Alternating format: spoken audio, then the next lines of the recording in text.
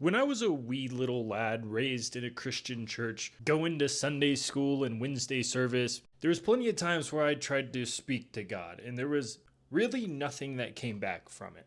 And I'm not alone when I say this. I think most people, especially Americans or Christians in general, have this issue.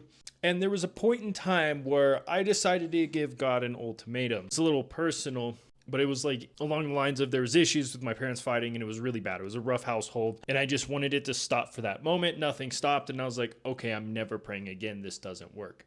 And I believe it was one of those moments where the church failed me, especially as a child in a troubled household, which they could obviously see. Like they knew what was going on. To be fair, at that church, they were selling substances to each other. But that's besides the point. This was one of the first point in times in my life where I just decided religion wasn't for me and that it wasn't real and it didn't work. And as kids, I mean, there's not really much we can do to prove it to them. It's going to be internal. And it does take certain situations for people to become believers.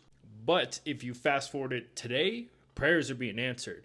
And there's a bit of a system to this. It is taught to us in the Quran. But I kind of want to share these moments just in case somebody's going through that situation where they think their prayers aren't being heard. Because I can guarantee you they are being heard and they are being answered. There's a good chance you're just getting in the way of them. Now, the reason why I'm bringing this up is the last 2 days have been freaky. There's been two very important people in my life that I've been worried about for quite some time. And both of them have reached out and called me. And both of these people have been the essence of a lot of my prayers whenever I'm praying for others and I'm hoping these people become protected and that they're okay and that they're safe. And having a response to it, especially quickly, really stood out to me because both of the situations, it's not easy just to get a hold of me. One of them personally, I don't even know how they pulled it off, but it worked. It worked and I was able to get in contact with people I care about a lot that I've been worried about for quite some time. And it made me start to self-reflect. Perhaps God has been there this entire time and my life could have been a lot easier. And so I started to think, well, it's impossible for me to get in God's way. If God wills something, it happens. There's nothing we can do about it. There's nothing we can do to stop or restrict or hold back God's plan. But what if perhaps we are getting in our own way? And that made a lot more sense. It is simply because we can't get in God's way. We can get in our own way. We can stop ourselves from receiving blessings. And I do think there's a lot of micro tests that go on, a bunch of temptations that we're tempted with to see if we deserve the blessing. But there's been two major things that stood out to me this moment that I think really helped and allowed me to receive this into my life. So in the spiritual space, it's talked about all the time. They're like, oh, you need to get out of your own way. You got to get out of your own way. And then they just say some confusing mumbo jumbo that doesn't make sense. And it's like, okay, so if I meditate on this rock, all my manifestations are going to come true. And then you just hold the manifestation forever and it just never works. None of the spiritual stuff ever makes sense. Whenever people are like, get out of your own way or you got to remove your ego and all this stuff. And what they're really meaning is the temptations of the Quran. So whenever people are saying that you have to get out of your own way in the spiritual space, what they're actually talking about is the Quran, a jinn that is assigned to you at birth that is just around following you all over the place. This is why birthday parties are demonic. You're not supposed to have like a birthday party ritual. Now, disclaimer, if you spend time with your family and eat dinner with your family, there's nothing wrong with spending time with friends and family, even if it's your birthday. The problem with the birthday party and why it is evil, demonic, and a ritual to the Quran is based around the candles and the cake. So think about this, for example. So you have your birthday. You got candles. You light the candles. Everybody stands around you and does a chant or a mantra. And then you blow out the candles. This is extremely ritualistic. And as you're blowing out the candles, you're making a wish. This is genie in the bottle, jinn, Disney Channel manifestation-ish ritual. This is insanely ritualistic. And this is why birthday parties are considered to be haram. Now, if it's your birthday, spend time with the people that care about you. They probably just want to celebrate your birthday or celebrate that you're in their life. But the ritual itself with the mantra, the chant, the wish, the candles, that is something where I would say 100% don't do it. But bowling as a family, there's nothing wrong with it. Now, the reason why I'm explaining all this is because we need to make sure we're not like charging up the Quran and getting this devil on our shoulder more power than what it needs to have. It talks about how they're just going to be whispers. There's going to be whispers in our ear, this constant kind of temptation that's going to come down into our life. And a lot of the time, this is what's getting in our way. And people in the spiritual space don't understand it. They don't understand the concept. They don't understand what the Quran is. And they'll often refer to it as your ego, that your ego is pulling you in a way that is causing self-destruction. So, do you guys want to know how to beat the Quran? Just think. Like, literally just think. Think before you make decisions. Think before you speak. The big power that the Korean has on us is impulsiveness. Whenever you see extreme cases of people who are dealing with Korean, they're the most impulsive people you will ever see. They make decisions on the fly. That little whisper hits their ear and they run towards it. They never think things out before they do it. So if you sit here and think and analyze a situation and make a decision with the best of your ability, you're not going to fall to the temptation of the Korean because you're giving yourself that time and that buffer to really realize if it's the right choice or not. Well, this could be something as simple as you're feeling lonely in the moment and it pops up and gives you a whisper, tells you to go out drinking. That's not good. That is going to be the Korean. You're going to impulsively do it. It sees that you're in a moment of weakness. Whenever you have these moments of weakness and the moments of temptation, what you always do is the opposite of it. So say it tells you to go drink. Well, anytime you have that, start praying. This demotivates the jinn. This demotivates the Korean. The reason why it demotivates it is anytime it tries to press temptation, you get a stronger connection with God. That is the opposite of what it is trying to accomplish. So therefore, it is going to stop that temptation. Now, the next one was more my problem for quite some time, and I think it's why prayers are being answered now. So this one, I think, is truly the main reason why I wasn't seeing the results from God.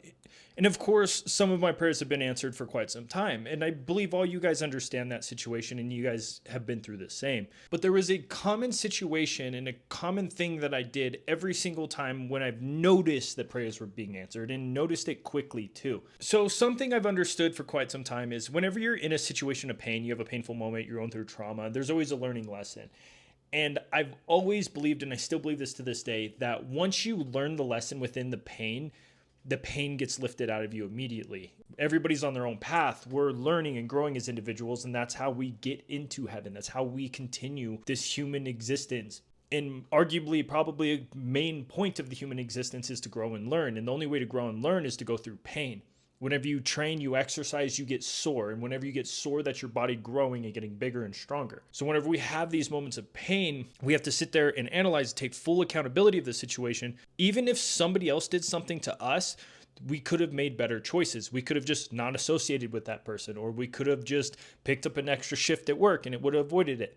You have to take full accountability, and that gives you your power back. But then power is part of the problem. Now, hear me out on this. So you're going through this painful moment and you're analyzing the situation. You're trying to figure out what you could have done better. You take full accountability, but then from taking the accountability, it says, I have control over this. I can guarantee this pain doesn't happen again. But there's one more step behind it. And that step is full submission to God. This is when things started changing for me. Every single time that I've had prayers and I've spoke to God and I've been in these messed up situations and these painful moments and I just wanted a little bit of help and a little bit of ease, every time that the pain lifted was whenever I fully submitted. And sure, often I do believe most of us, and including myself, we feel like we fully submit, but there's always like a little bit of something that hangs on. There's always a little bit of something that holds us to the point where we are attached to the outcome to some degree. And every time I fully detached from the outcome and just put 100% faith in God, that's whenever it would show up every single time.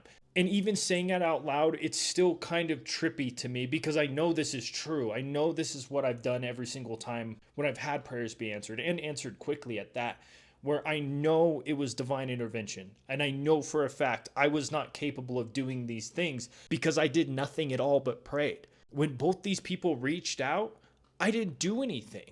One of them I couldn't even reach out to. It's impossible. And then the other one, I just didn't do anything at all. I was concerned. And so I prayed, but I prayed with this connection. I prayed that God is going to keep these people safe and protect them in moments where I can't.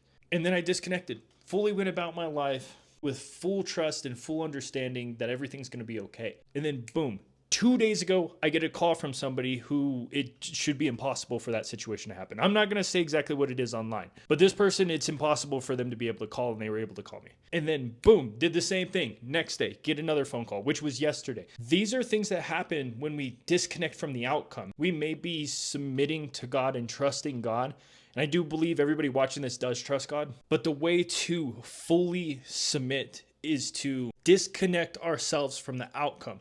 Now, I don't want people to take this in a negative way and just not try at all. My situation was different with these phone calls and these people I was worried about. If I would have tried, I could have caused more harm than good. So for my situation, for me personally, that's the only thing I could do. Like if I would have reached out to either of these people, it could have caused problems for either of them. And so whenever I came to this conclusion or the ability to fully disconnect from the outcome, it came through full submission, of course. You know, I've said it a couple of times. But where the full submission came from was the trust in God.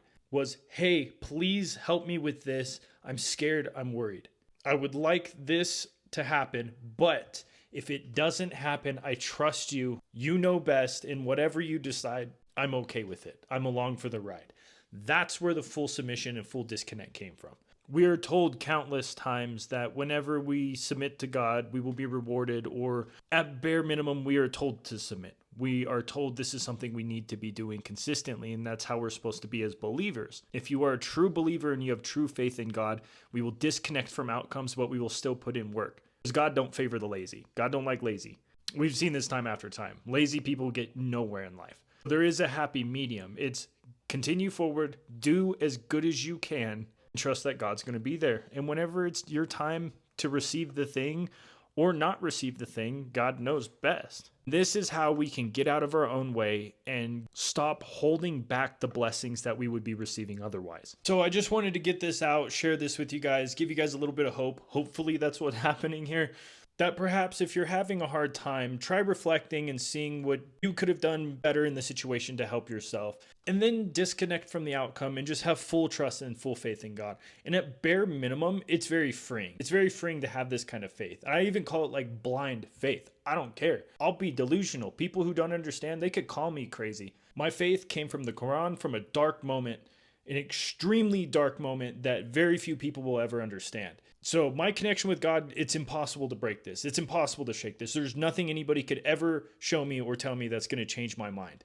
And I just want you guys to be at that same point. And I understand when you're in the darkness, you're in these dark moments in life, it's kind of hard. These are your tests. These are the moments where it's going to see, are you really a believer or not? So keep your head up. It will be okay, I promise. Sometimes we got to get into pure darkness to be able to see the little bit of light in the distance. And then we can run towards that light. But that's all I got for today. I'm going to go to the gym. I'm going to start doing some fitness content for everybody. I've just been kind of hiding it a little bit because I need to do a body transformation first so it has more like shock factor. So I could be like pretty and wow everyone. Been working on getting together a Shilajit line, that cool little tar stuff that's testosterone boosting. There's a lot of substantial evidence behind it. I know people have taken it personally. So working on that behind the scenes. And I'm finally putting together some merch. These t-shirts I just like. I'll pop something up. It's just things that I want to wear and I can't find. So if you don't like it, don't get it. If you think it's cool, then cool. It's not really going to be a focal point too much. It's just genuinely clothes that I want to wear that I can't find. But thank you guys. I appreciate all the support. And that's all I have for today.